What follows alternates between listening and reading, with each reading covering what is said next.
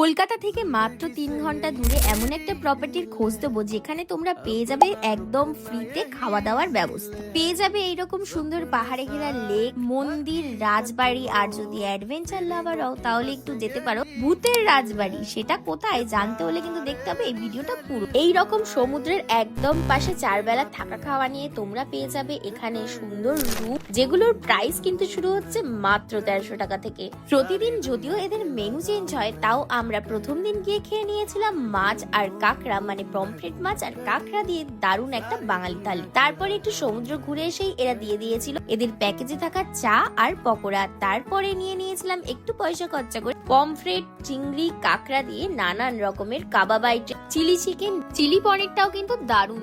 ডিনারে থাকে রুটির সাথে কষা কষা মাংস। রুমগুলো কিন্তু দারুণ সুন্দর ছিল। আর এই জায়গাটা তোমাদের জানতে হলে আমাকে কমেন্ট করো, আমি ডিটেলস শেয়ার করে দেবো। সুন্দর ব্লু লেক ঘুরে ব্রেকফাস্ট করে ওখান থেকে আমরা চেক আউট করে নিয়েছিলাম।